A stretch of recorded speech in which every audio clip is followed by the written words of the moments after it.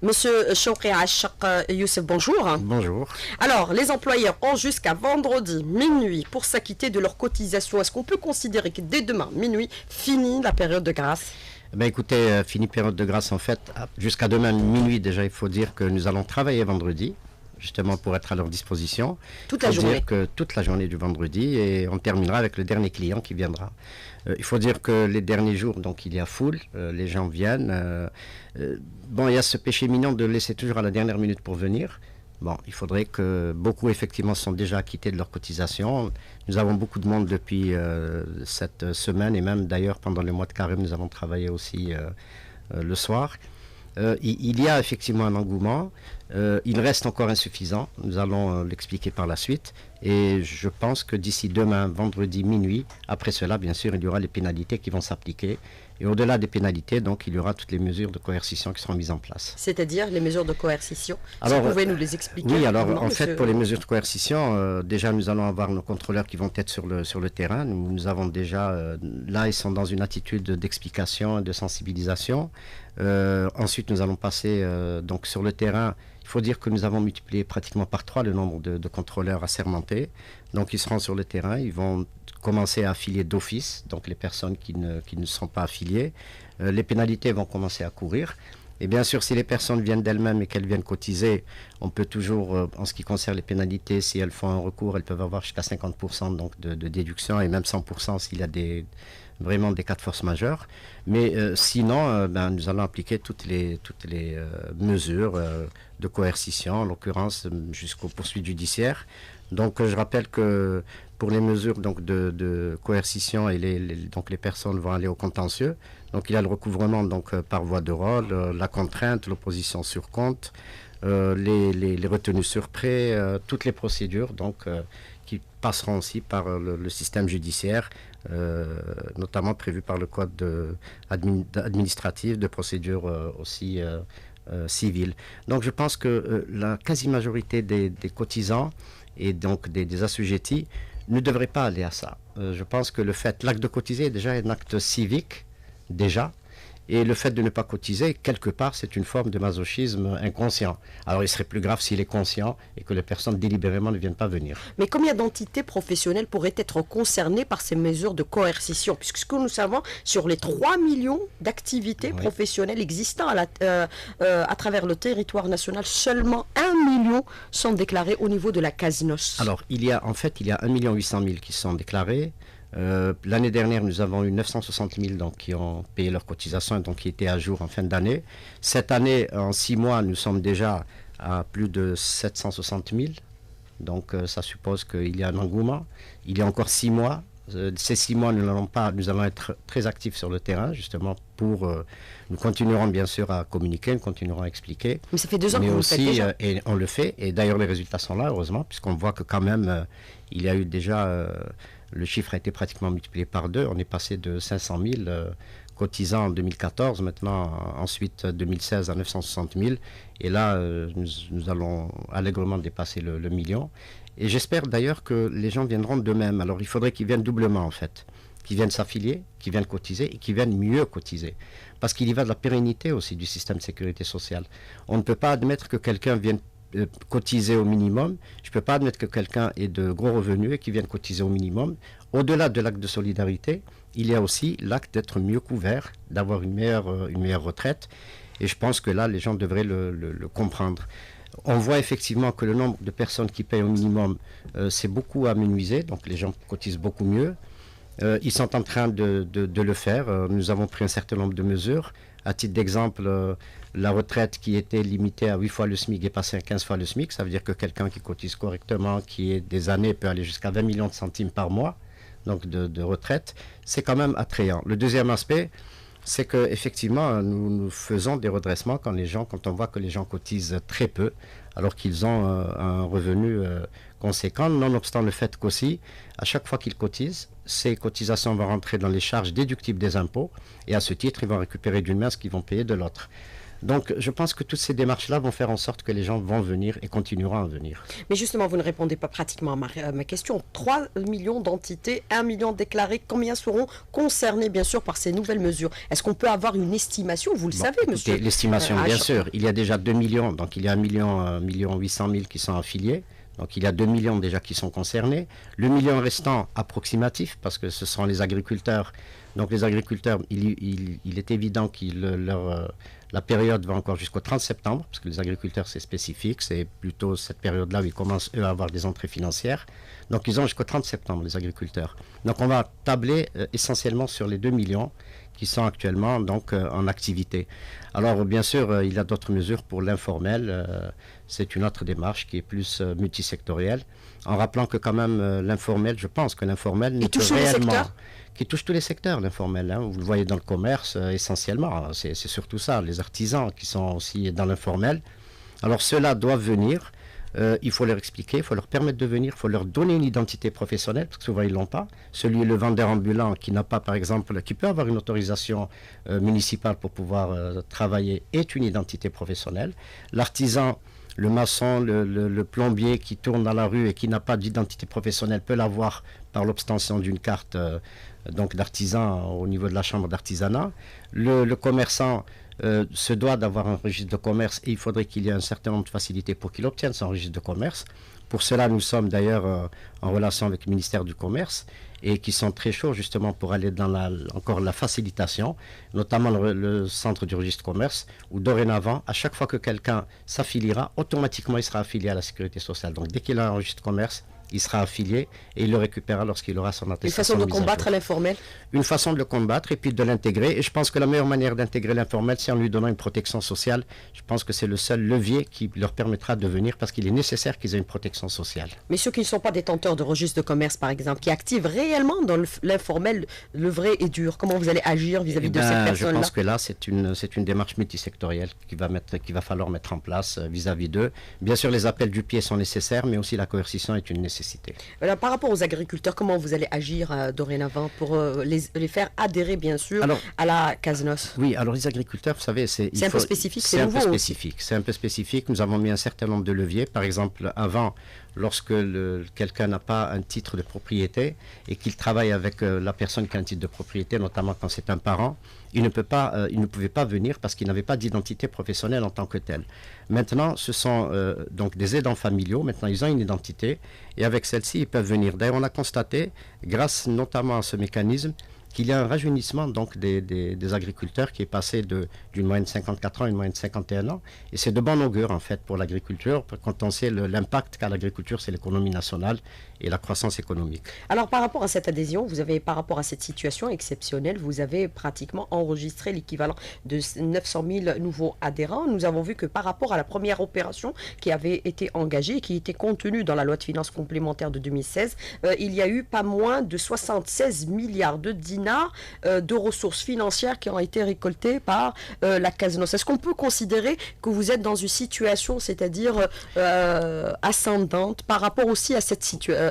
Oui, c'est évident. Opération. Nous sommes effectivement dans une courbe ascendante. Le déclic a été fait effectivement notamment par cette loi de finances. Il a été fait par la communication accrue que nous avons menée pour expliquer aux gens que l'acte de cotiser est un acte obligatoire et non pas un choix. L'intérêt d'avoir une couverture socio-sanitaire aussi a été prégnant dans la démarche. Et puis enfin, comme c'est un déclic, la difficulté c'était de continuer justement sur cette courbe parce que il y a eu l'effet d'aubaine donc de la loi de finances complémentaire qui a enlevé automatiquement toutes les contraintes liées aux pénalités de retard. Mais effectivement, cet effet a continué puisque nous avons mis et des facilités et en même temps maintenant les contraintes. Et combien d'argent vous avez obtenu? Écoutez, pour être transparent, jusqu'à présent, nous sommes déjà à 53 milliards de dinars, ce qui est très intéressant. Mais je continue à dire que ça va rester insuffisant quand on voit les besoins que doit développer la sécurité sociale en termes de couverture. Vous savez, quand on voit que uniquement, par exemple, le conventionnement que nous avons avec les cliniques, par exemple, les cliniques privées, notamment en ce qui concerne la chirurgie cardiovasculaire, en 10 ans, le nombre de malades a été multiplié par 3. Et les coûts aussi. Donc il faudrait que les gens sachent qu'ils se doivent de cotiser pour avoir la couverture, que tout le monde doit cotiser, que la sécurité sociale doit avoir une pérennité, non pas sur le court ou le moyen terme, mais sur le très long terme. Et je pense que c'est la seule manière d'avoir une sécurisation de la population. Alors, monsieur Achak Youssef Chouki, je vais inverser, je crois, votre nom. Alors, par rapport aux dispositions particulières qui étaient contenues dans la loi de finances complémentaire pour l'exercice 2015-2016, il y a eu pas moins de 900 000 personnes qui ont déclaré, c'est-à-dire qui ont régularisé leur situation vis-à-vis de la CASNOS. Oui, on a eu 960 000 cotisants donc, à la fin de l'année 2016. Bon, cette année, je pense qu'on va largement dépasser le million. En tout cas, notre but, c'est d'atteindre au moins les 2 millions de non-salariés connus en dehors des agriculteurs. Je pense que nous sommes dans la bonne démarche. Mais il faudrait aussi, encore une fois, si les chiffres sont bons, ils sont nécessaires, mais encore pas suffisants. Nous n'allons pas nous complaire dans une attitude de béatitude où on dit tout va bien. Il faut absolument qu'on continue, non seulement à renforcer les cotisations, en qualité et en quantité. Mais pourquoi cette résistance à régulariser sa situation vis-à-vis de la CASNOS? Certains considèrent que les tarifs pratiqués sont excessifs. Est-ce qu'il y a des plafonds de cotisation en fonction des différentes catégories professionnelles? Oui, alors, par exemple, pour les artisans, qui travaillent tous dans le noir, pratiquement. Écoutez, déjà, on parle d'un minimum de moins de 40 000 dinars. Vous savez, un minimum de moins de 40 000 dinars l'année, c'est très peu en fait. Quand vous le divisez par deux, et que la moitié va pour la retraite et que l'autre moitié va pour l'assurance maladie, la moitié c'est très peu, c'est 2-3 prescriptions. Donc il faut aller dans une logique quand même de cotiser mieux. Le deuxième aspect, c'est que le maximum est à 64 millions de centimes, l'année aussi, qui rentre d'ailleurs dans le cadre des charges donc déductibles des impôts. Donc il faudrait que quand même les gens apprennent à cotiser correctement, d'autant qu'ils retrouvent en bout de compte une excellente retraite. Donc je persiste à dire que les gens qui ne cotisent pas correctement, c'est réellement une forme de masochisme, c'est une forme de ne pas penser à eux-mêmes, de ne pas penser à leur famille, il y a réellement d'être dans une attitude de non-civilité, j'allais dire. Donc il faudrait absolument que les gens apprennent à cotiser correctement. Alors pour ceux qui ne viennent pas... Les cotisations aussi ouvrent droit bien sûr à certaines prestations dans le cadre de la sécurité sociale, comme par exemple la carte Chifa, entre autres, et aussi la retraite. L'accès aux soins, l'accès à tous les soins. Vous savez, quand vous allez vers une clinique privée, j'ai souvent vu des personnes venir me dire, venir en urgence pour avoir une prise en charge pour une clinique privée de chirurgie cardiovasculaire. Ils viennent cotiser à 32 000 dinars et en contrepartie, ils ont un acte qui dépasse les 200 millions de centimes pour un acte de... Il faut quand même que les gens soient conscients que la sécurité sociale ne peut tenir debout que s'il y a cotisation de tout le monde et qu'il y a de bonnes cotisations. C'est uniquement à ce prix. C'est une culture ? C'est une culture à mettre en place. Elle est en train, effectivement, pour les non-salariés, elle était quasi inexistante. Elle commence à s'installer réellement dans le conscient et même le subconscient de la population. Je crois que nous sommes effectivement dans une démarche ascendante, presque exponentielle, quand on voit les chiffres donc, des 10 dernières années de maintenant. Et il faudrait qu'on continue dans cette approche et qu'on la... Alors, il faudrait la pérenniser non seulement, effectivement, par la sensibilisation, mais aussi par la coercition. Et d'ailleurs, je demande à toutes les personnes qui m'écoutent maintenant, tous les non-salariés, de venir rapidement entre aujourd'hui et demain. Nous les attendons, nous continuerons à travailler jusqu'au dernier arrivant. On est arrivé, par exemple, jusqu'à hier, jusqu'à 22h, les gens travaillaient. Nous allons travailler le vendredi encore pour les attendre, cela pour leur éviter justement les pénalités, sans oublier que la porte reste ouverte en ce qui concerne les années précédentes, pour justement qu'ils puissent payer les années précédentes, qui vont donc rentrer dans le calcul de leur retraite.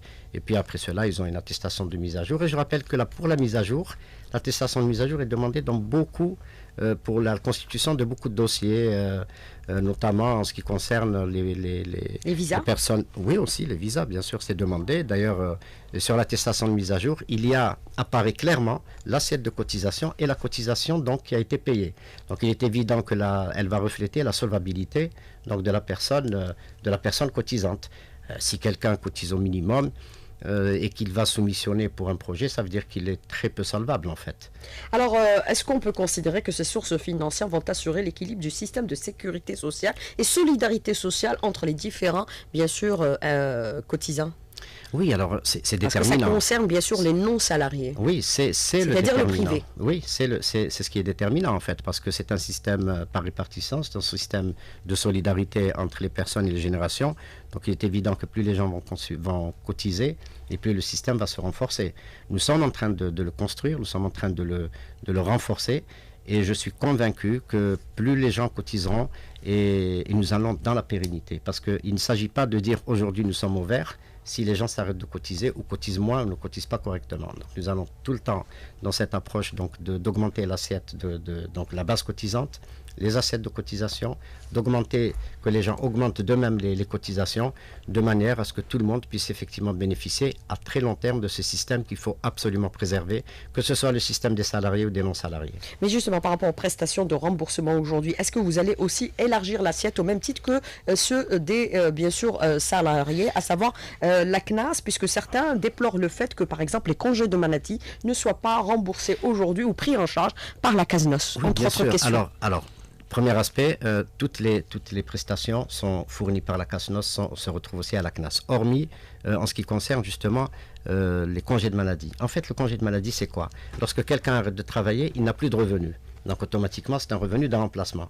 Mais pour les personnes qui sont non salariées et qui arrêtent de travailler, très souvent leur activité continue de fonctionner. Quelqu'un qui a un commerce, son commerce continuera de fonctionner même s'il n'est pas là-bas. On sait très bien comment que les choses se passent. Et donc à ce niveau-là, il n'y a pas de perte de revenus. Maintenant, rien ne nous empêche, à terme, quand il y a réellement perte de revenus constatée, de revoir la législation éventuellement et de pourvoir à ça, bien sûr. Revoir la législation. Est-ce que vous y pensez déjà au niveau de votre département ministériel? Parce qu'ailleurs, même si ils sont non salariés, ces prestations sont fournies. Alors nous sommes en train justement de réfléchir notamment pour les accidents de travail pour les métiers à risque et bien sûr en contrepartie une cotisation qui va justement aller vers cette branche-là et pourquoi pas pour les congés de maternité aussi pour les femmes donc, qui vont en maternité. Là aussi, nous devons réfléchir à cela dans le cadre de la modification de la législation. Alors aujourd'hui, vous avez déclaré que tous les indicateurs au niveau de la CASNOS sont au vert. Est-ce que vous pensez que cette situation va demeurer aujourd'hui? Puisque nous savons que dans le privé, il y a beaucoup plus d'adhésion pour, là, par exemple, l'entrepreneuriat. Oui, alors, ce qui est certain déjà, c'est que quand on compare la situation antérieure à cette situation, il est évident qu'ils sont au vert. Nous sommes solvables maintenant, mais il faut absolument qu'on continue à l'être. Vous l'étiez pas il y a quelques années?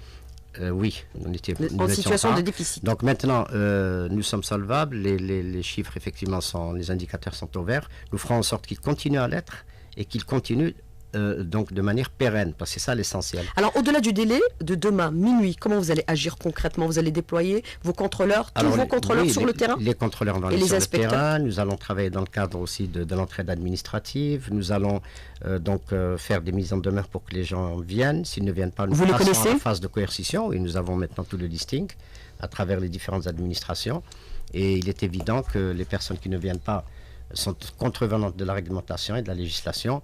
Je rappelle que l'acte de cotiser est une obligation, donc l'obligation légale, au-delà du fait qu'ils donnent une couverture à leur famille et aussi à leurs ayants droit. Donc je ne comprends pas d'ailleurs que quelqu'un puisse aller avec cette légèreté de ne pas payer une cotisation et de laisser sa famille dans le besoin, quand on voit que quelqu'un peut décéder à tout moment.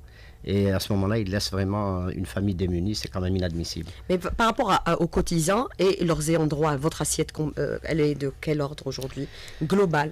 Entre les cotisants et leurs différents ayants droit. Oui, alors il faut compter à peu près pour chaque cotisant, il y a une moyenne de 3, minimum de 3 ayants droit. Donc vous voyez que, en plus de cela, il ne faut pas oublier qu'en ce qui concerne la législation algérienne, il suffit qu'il y ait un cotisant pour qu'il puisse avoir un éventail très large d'ayants droit. Vous savez, ce sont le conjoint, les parents, les beaux-parents, les grands-parents, les enfants, et puis jusqu'au 3e degré, les femmes jusqu'au 3e degré. Ça veut dire les nièces, les tantes, les sœurs, si elles sont à la charge du cotisant.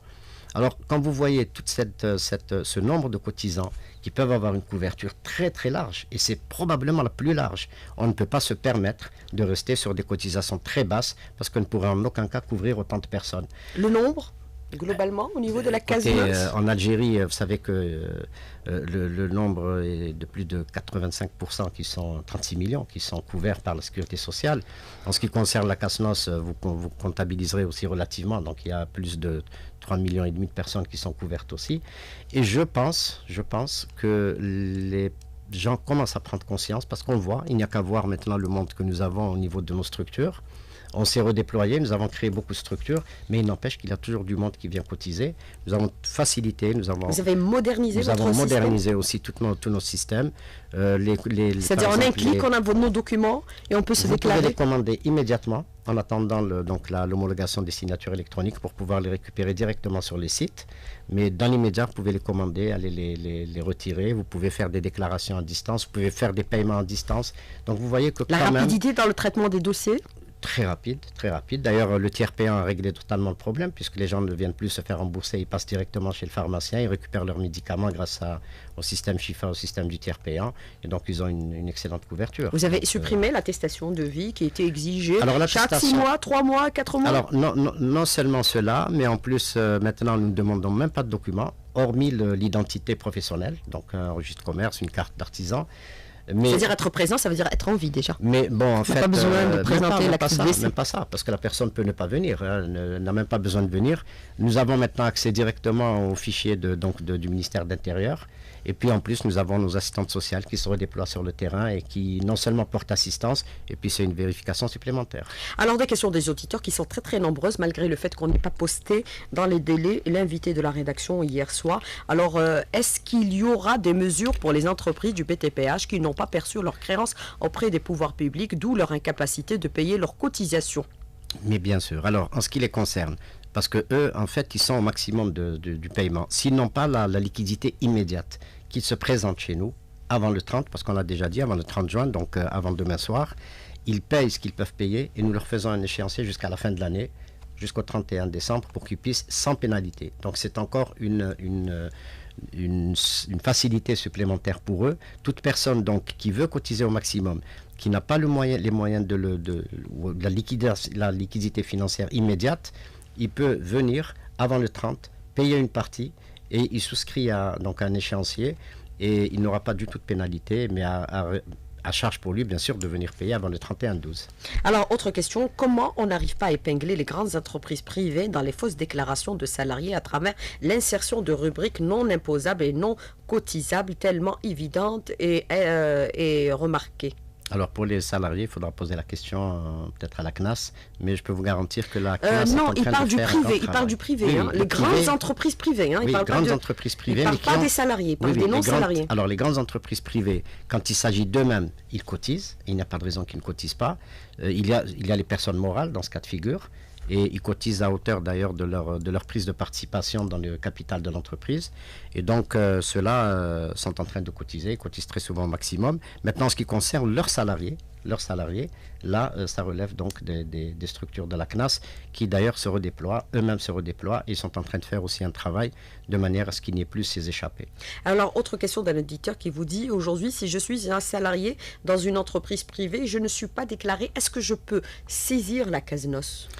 Alors, s'il est dans une entreprise en tant que salarié, il commence par saisir l'inspection du travail, parce qu'il est inadmissible qu'il ne soit pas déclaré. Donc, il faudrait qu'il saisisse l'inspection du travail, qu'il saisisse aussi les services de la CNAS. C'est une procédure très longue, l'inspection du travail. Non, maintenant, d'autant qu'il a des brigades mixtes. Vous présentez tous les justificatifs si vous n'en avez pas, une attestation de travail, on ne vous écoute pas. Je ne pense pas, parce que maintenant, il y a d'ailleurs des brigades mixtes qui sortent sur le terrain entre la CNAS, l'inspection du travail et la CASNOS.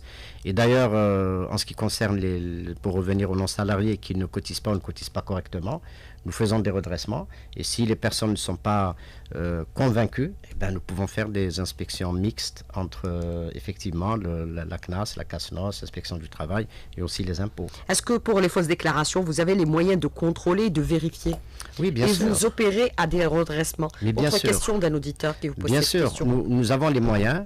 Alors il est évident qu'on ne peut pas mettre sur le même pied d'égalité, par exemple, un commerçant grossiste qui est sur une grande avenue ou dans une grande agglomération, comparativement à un petit commerçant qui est au fin fond du pays, dans une région où il n'y a pratiquement rien. Donc ce sont des niveaux de revenus différents et donc des niveaux de cotisation différents.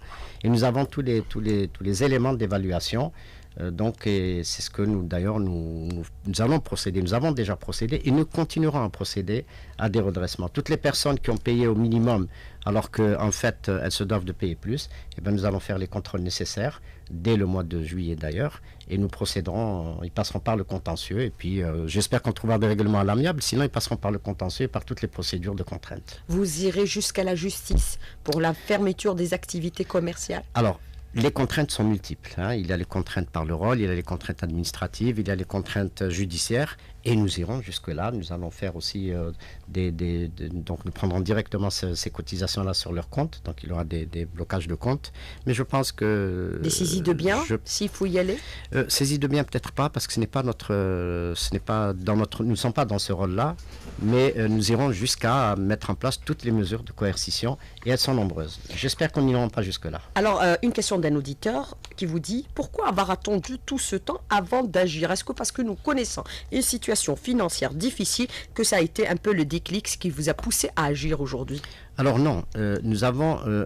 en fait, le constat que nous avons eu à faire, c'est qu'il y avait déjà une méconnaissance de la réglementation, qu'il y avait une méconnaissance, donc les gens ne savaient pas. Nous avons fait en sorte que les gens sachent. Maintenant, nous considérons qu'ils savent, parce que nous avons beaucoup communiqué. Ils le savent depuis longtemps, ne pas déclarer à l'employé, c'est le savent. L'employé ou ne pas payer les cotisations. Voilà, les cotisations, ce qui concerne les non-salariés, maintenant ils le savent, ils ne peuvent plus l'ignorer. Maintenant, la CASNOS est quand même connue. Et à charge maintenant pour nous de passer à la deuxième phase de coercition, et elle sera forte. Alors cet auditeur insiste pour qu'on pose sa question. Est-ce qu'un adhérent doit payer s'il y a plusieurs activités, au minimum pour chaque activité, plus de 15% pour l'activité dont il a un bénéfice? Oui, quand il a plusieurs activités, il paiera une seule fois au maximum. Alors, autre question d'un auditeur qui vous dit aujourd'hui, il y a certaines activités par rapport à certaines différentes régions qui sont taxées plus que d'autres. Pourquoi? Et qu'est-ce qui peut l'expliquer? Par exemple, au niveau de la wilaya de Tizi Ouzou, le niveau des taxes est supérieur à celui d'autres wilayas. Alors, pas du tout. C'est encore un cliché, un faux cliché qui a été déjà dit, auquel nous avons répondu. Tout dépend de l'activité, tout dépend du lieu de l'activité, de la nature. On ne peut pas mettre sur le même pied d'égalité, encore une fois, la même activité dans des régions différentes. Donc il faudrait quand même toute raison garder. Il faut savoir que les gens se doivent de cotiser. Et je ne peux pas admettre que quelqu'un me ramène un bilan négatif en disant que je suis déficitaire 3 années d'affilée. Si quelqu'un est déficitaire 3 années d'affilée, vous conviendrez avec moi qu'il n'y a pas de raison qu'il continue son activité. Et qu'il ne roule pas en Mercedes. Et qu'il ne roule pas en Mercedes. Alors, autre question d'un auditeur qui vous dit: étant architecte libéral et installé via le dispositif ANSEJ, c'est-à-dire endetté, l'agence du centre-ville d'Alger, d'Oran, m'a obligé de payer 45 000 dinars. Et du coup, j'ai trouvé que la CASNOS n'aide pas les jeunes, surtout que je suis à ma 3e année de cotisation, sachant que j'ai cotisé 32 400 dinars pour les autres années précédentes. Oui, écoutez, quand il démarre... Elle est longue, sa question. Oui, mais bon, mais je comprends son désarroi, mais vous savez, quand on démarre une activité, automatiquement, on va au minimum, réellement. Mais après, graduellement, il va augmenter ses cotisations. Et je rappelle que pour les jeunes de l'ANSEJ, pour les jeunes de la CNAC, donc, qui ont fait des projets, nous avons fait beaucoup d'aides et d'ailleurs, nous leur avons enlevé toutes les pénalités de retard. Alors, est-ce qu'il est normal que les cotisations passent d'un coup de 10% à 40% d'un coup? Il ne s'agit pas de... Est-ce que vous êtes en train plus de renflouer les caisses de la CASNOS ou alors d'appliquer des tarifs qui sont réels par rapport à l'activité? Non, c'est la question de l'auditeur, monsieur. Oui, nous appliquons. Il y a eu beaucoup de fraude parafiscale. Il y a eu beaucoup de sous-déclarations. Et ben, nous revenons aux normes et nous allons continuer à revenir aux normes. Nous allons mieux évaluer et c'est à ce titre que les gens paieront beaucoup mieux. Alors, comment vérifier mes années de CNAS pour le calcul de ma retraite? Rapidement, monsieur. CNAS ou CASNOS? Alors, il a... Dans les deux cas, que ce soit la CNAS ou la CASNOS, sur le site donc internet, il y a des simulations de retraite. Donc c'est très facile à faire. Il met ses données, le nombre d'années, le niveau de cotisation et il aura sa simulation de retraite. Est-ce que par exemple les jeunes qui ont bien sûr créé leur activité via les dispositifs mis en place aujourd'hui, c'est-à-dire la CNAC, l'ANSEJ ou l'autre dispositif de la solidarité, je l'ai oublié. L'ANGEM, voilà, exactement. Heureusement que vous êtes là pour me le souffler. Est-ce qu'ils bénéficient un peu des avantages particuliers par rapport à leur cotisation, sachant que ils commencent à débuter leur activité professionnelle? Écoutez, quand ils débutent déjà au minimum. Nous leur avons enlevé leur pénalité. Nous les aidons, nous les accompagnons. Ils bénéficient du fait de ne pas payer d'impôts pendant un certain nombre d'années, d'avoir toutes les facilités. Et un dispositif comme celui-là, vous savez, il n'est pas courant dans tous les pays du monde. Donc autant effectivement être solvable et continuer à travailler. Alors, un autre auditeur qui me dit « J'espère un jour être votre invité de la rédaction et je pourrai m'exprimer sur pas mal de sujets qui pourraient être traités dans le cadre de cette émission que j'apprécie bien. » Eh bien, il est le bienvenu. Il n'a qu'à me contacter via le réseau social, me communiquer ses coordonnées et tout le monde pourrait intervenir dans l'émission invité de la rédaction à partir du moment où on a des choses à apporter aux auditeurs algériens. Pour cette dernière émission de la saison, je souhaiterais remercier M. Chouki Achak Youssef. Merci beaucoup. Eh ben, merci de m'avoir invité en dernier. C'est un honneur et d'avoir clôturé votre émission. Et bonnes vacances pour tout le monde. Bonnes vacances à tous les auditeurs. J'espère vous retrouver bientôt. Et merci pour tous les auditeurs qui nous ont accompagnés durant toute cette saison radiophonique. Et nous vous demandons de rester fidèles à la chaîne 3, les images qui s'écoutent. Merci beaucoup. À bientôt. Au revoir.